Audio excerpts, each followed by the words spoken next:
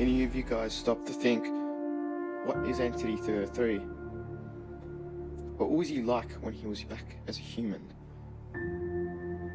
Well, we know that Entity 303 is an evil, demonic god, thirsty for revenge over the gods that killed him. Why did this happen? Why did Entity change into this foul creature?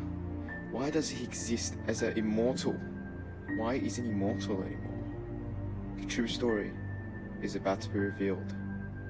Note that this story will not be in the Return of Herobrine. It will be mentioned in the movies as a backstory.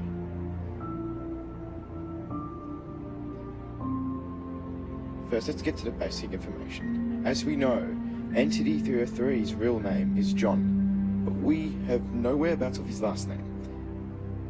We know that John has two siblings. He has a younger brother named Harrison, who will become King Hypertitan, the king of the units. John also has a younger sister named Casey. She will become the leader of the Caveman, a group of spies. Now, Entity 303's age is around 30 when he turned into Entity 303. We don't know who his parents are. We don't know where they're from. We know nothing about them. Everything about John is anonymous. All we know that John used to go to school, and he has an anger management. He used to always have breakdowns, break school property. He also broke his chair in the middle of an exam. Pretty extreme. Reports from the Kingstone School state that John has an anger issue. John has always has the love of destruction. He still has that in his godly form. But without the help of Notch's half-brother, Herobrine, John wouldn't pass high school. With the help of Herobrine, John learnt a lot of things. He learned how to stay calm and go through school without getting into trouble. He did get suspended a lot of times, but he was learning slowly. And Herobrine was glad. They became great friends. In fact, they were friends since kindergarten. They were friends for their whole life. John never had friends besides his girlfriends, well, of course. He did meet a few people, but they just weren't interested in his attitude. John was always really negative sometimes. He would always shout back at the teacher when he doesn't agree with anything. But there was a time when Herobrine and John left school together in flying colours. John passed, he got A+ in all of exams. He failed English, unfortunately, saying that it was too hard. Maths, he was more of a maths person, and IT. He was able to hack things.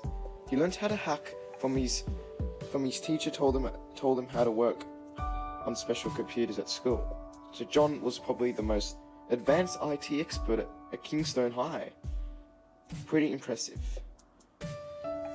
John and Herobrine together went to their first job, called the Hackers Academy.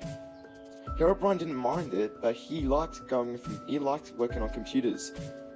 Herobrine normally liked coding things, when John likes fixing things up and creating files. He liked doing accountant stuff. He also liked hacking for good. But he does have an attitude, so you don't want to mess with John, because he can flip it. Then was the day when Herobrine met his long-lost half-brother, Notch, Markus person. Notch was pretty big at the time. He and his friends were opening a new gaming company called Mojang. John and Herobrine went crazy. They wanted to be the first employees, and they wanted to work for Mojang. Yes, John was employed, and Notch made a grave mistake. He never knew what was coming in the future. Herobrine and John worked at Mojang developing games when Notch had an idea. A cave game, a sandbox seemingly endless, will make everyone think, just one more block.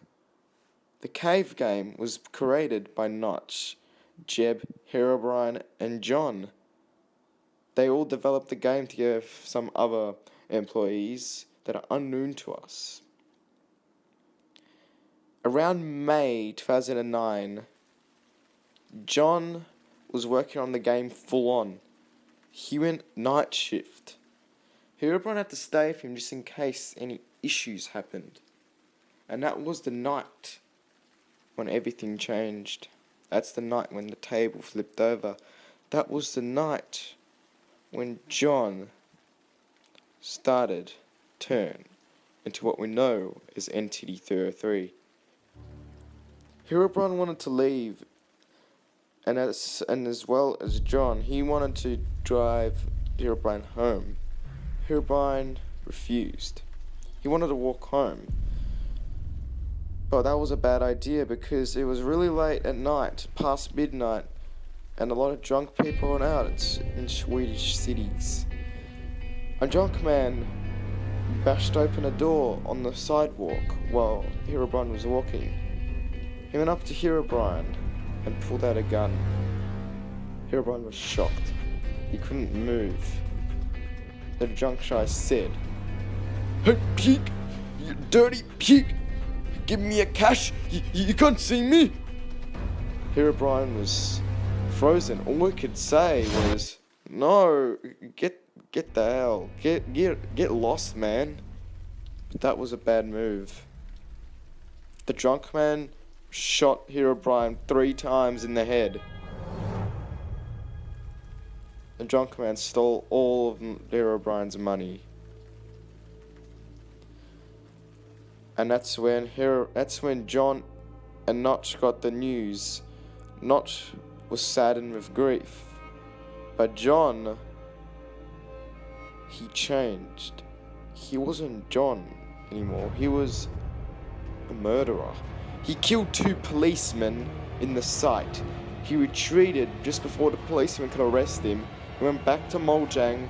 He killed 2 employees and tried to threaten Jeb. He also hacked the Minecraft, making a big delay and stuffing up the coding in the game. That's made a big problem. The game would have been finished earlier if it wasn't for John. Obviously, John was fired. Big time. He lost all his money because of this. He lost his best friend that taught him everything. And with that Herobrine, John is a psychopath. He lost his money. And slowly he lost his house, his car, and his wife, Dee, divorced him.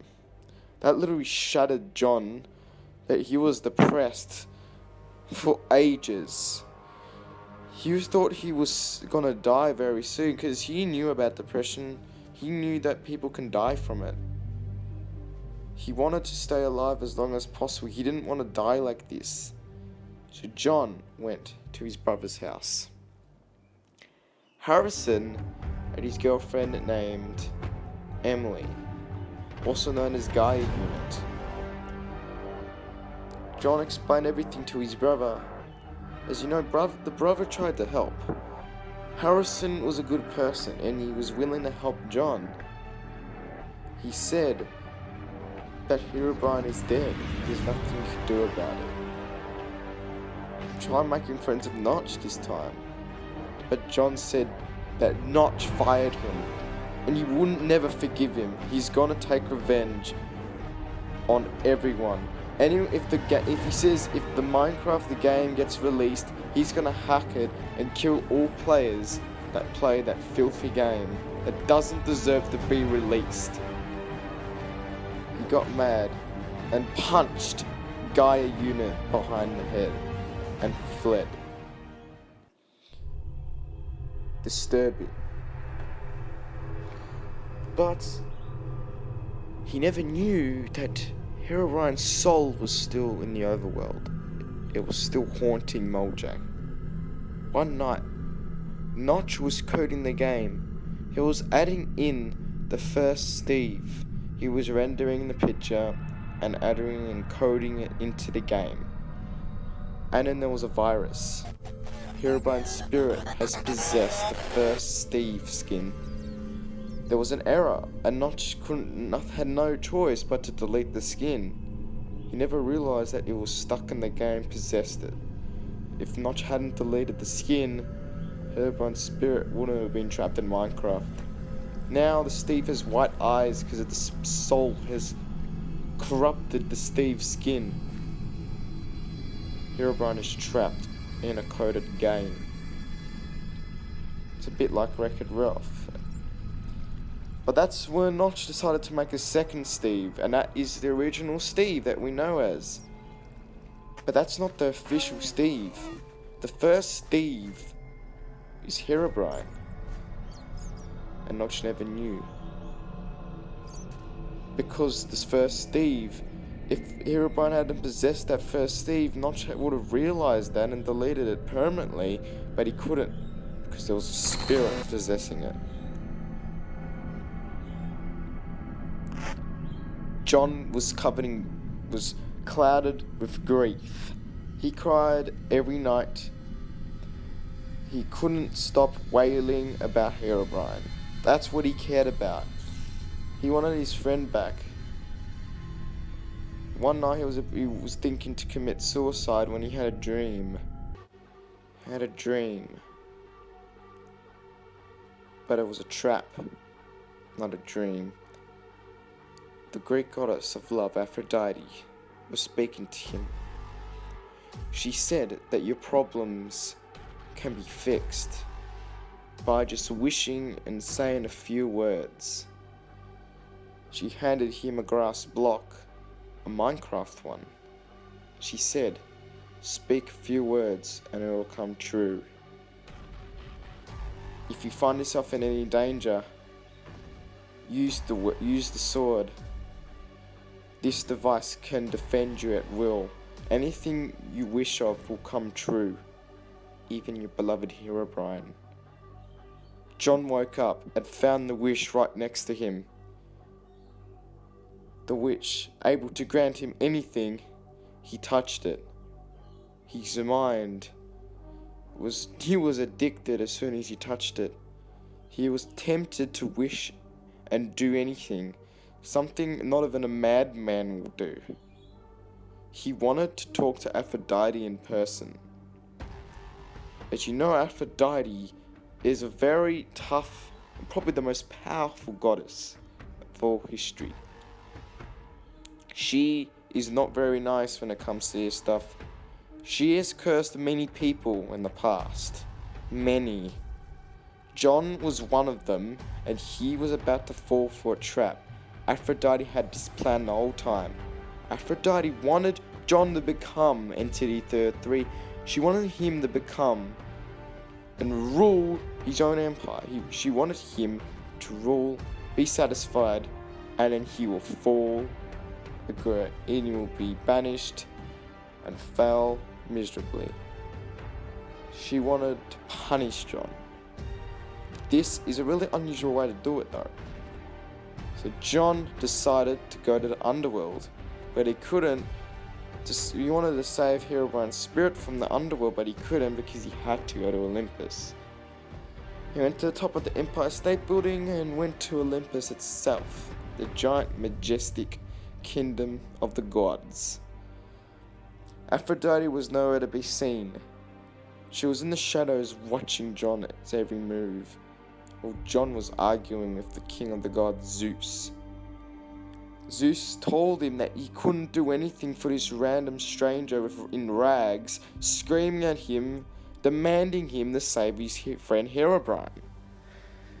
John disagreed. Like always, he was strong. He said he had the wish, he could wish wherever he want. He said he could destroy the gods in one swift stroke with this powerful weapon. Zeus disagreed. He told John to leave. John listened. But John had the urge to destroy the gods once and for all. His mind was twisted. He was turning into a psychopath. He wanted to fight the gods themselves with the wish. He found a cream cloak. It looked pink because of the shading and all the blood on it.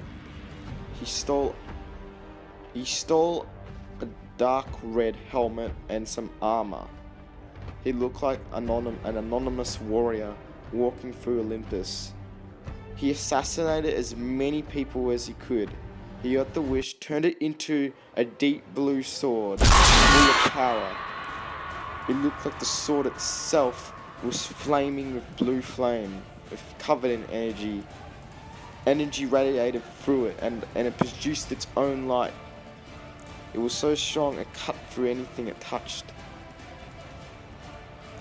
As John went back to Olympus, the gods were ready for war.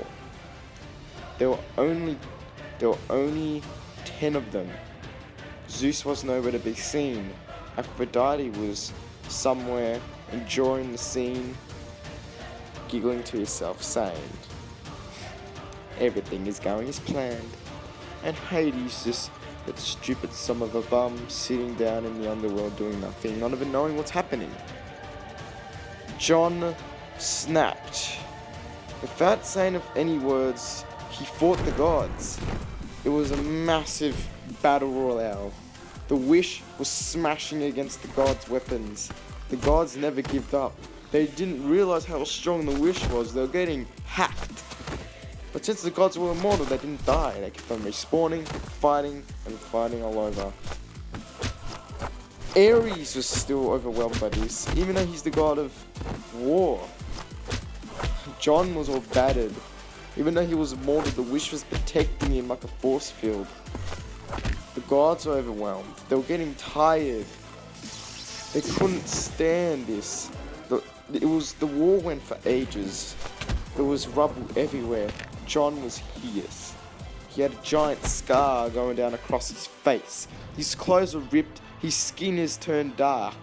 He's got all these blisters, mud, dirt, rubble, debris. Anything you can imagine on his skin. His eyes are turning red, slowly.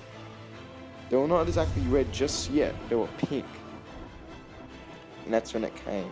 A giant lightning bolt hit the ground, and there was Zeus in his battle armor. Zeus told John to calm down. It is not necessary. He said, "You're putting yourself at risk. You're committing a crime that no one has ever committed before." He said that you're risking your own life for someone that is dead, and you can't do anything about it. He said that Herobrine is not in the underworld and is still roaming around in the overworld, possessing something that John does not lack. He also said that he could give him anything he wanted if he didn't do this, if he stopped fighting. He also said that if he kept on fighting, he will kill all his mortal friends that he made. He'll kill his family, he'll kill all his best friends he knew at school, every person that knew John or is related to John, every single person that will be part of 303 will be killed if John stopped fighting. John froze, but then he snapped. He said, "I want Hero back!" He got 2 wishes and rocketed in the sky, spun like a spiral, coming down at Zeus. He pulled out his sword, screaming. Zeus said, "So be it." He put out a giant lightning bolt, was ready to block. John came down, smashed the wish onto Zeus's lightning bolt, and they were wielding and hacking at each other. But John was deflecting it all the lightning bolts and all the energy that Zeus was producing was getting destroyed. Zeus was ferociously fighting with John. The duel went for ages. Poseidon himself screamed to his brother, Zeus, "Brother, what are you doing? You're risking your life. John has an unimaginable power. He may be in rags, but he's stronger than you." Zeus didn't care. He knew he was stronger. He was the king of the gods. And John was just a mortal in rags. He couldn't be beaten. The battle went for ages. They were on the top of Olympus fighting. they're up to the point when they're in the sky fighting, which is a very bad idea. Zeus himself is extremely powerful when he's in the sky. He got a giant electric ball of lightning and shot it at John. The wish turned into a shield and blocked it. John had got a giant cannon and wish shot Zeus. John was laughing again. He was turning into an evil person. His laugh was hideous. He was turning into the person he knows. He was evil. Zeus was struggling. He couldn't do anything. The blast from the wish was so strong, Zeus didn't know what to do. And then the moment came when Zeus grabbed his giant lightning bolt that turned into a giant electric sword. He blocked the blast of the wish and raised his sword and slammed it at the wish. It sliced across it, hit the cross guard, sliced right through it. The cross guard of the wish flew off, allowing it to cut off John's arm. There was no time for John to wail, and then Zeus struck him with a powerful ball of lightning, sending him descending down onto the earth, slamming into it. The wish was powerless. It was disordered, broken. Its light source has been dim. It's been dimmed. It looked bent. It was flickering. It was disordered. John was dead. He lost his arm. He got struck by a lightning bolt, a ball of lightning. Zeus said, "So it's treason, I see."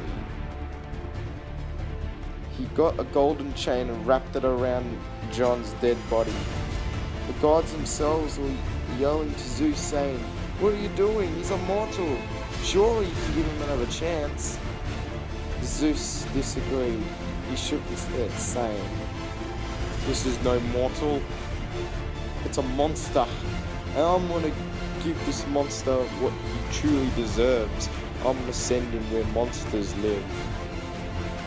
He turned into a giant. Zeus's eyes started to glow. Throwing a javelin, he chucked John's body into the abyss of Tartarus. For 9 days straight, John was falling. He fell down the abyss. And as soon as he hit the ground of the place where monsters go, the wish came with him. It seems that John's mind was still active. It seems that his spirit was still alive. At the same time, Zeus put a curse on all of John's friends. All the people of 303, King Hypertitan, his brother and sister, his friends, his girlfriends, his cousins, his nephews, his relatives, his auntie, uncles, they all died. It was a plague. A giant black cloud swept over Sweden, and all John's friends died. Back in Tartarus, John's body was nowhere to be seen.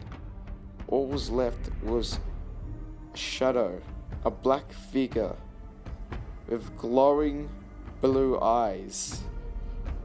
It was his spirit. It was John's spirit. He could feel the power in him. All the anger that was still inside John was still corrupted inside, or squished up, ready to be released like a cannonball inside John's spirit. He picked up the broken wish. He used his power and anger to rebuild the weapon. The weapon grew another crossguard. It was back into shape. It was back into the most powerful weapon. The wish was reconstructed. John's eyes started to turn into a bright red.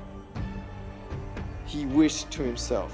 He said, "I wish I'd become a god. I wish I could destroy and rule the world and the universe. I wish all my friends that were killed by the mighty Zeus, back 303, they will become my minions. They will have an everlasting life with me. I am the Lord of your universe. John is now, as we know, as Entity 303. All the people that died from Zeus came back to life. King Hyper-Titan was a robot in a robot suit. Casey was, well, she looked like the girl from The Ring to be exact. And many of John's friends turned to what they are now. Obviously, Entity 303 left Tartarus and fled back to his place, his house that was sold. He found his old clothes. A white hoodie, it was all ripped to shreds, and edges of the shirt. He put it on. Now he's wearing the hooded suit we know. Now he has become what we know as Entity 303. The era of 303 has begun. So that's the story, how John became the evil demonic god we know as Entity. This is the story of John. Happy anniversary, Entity 303.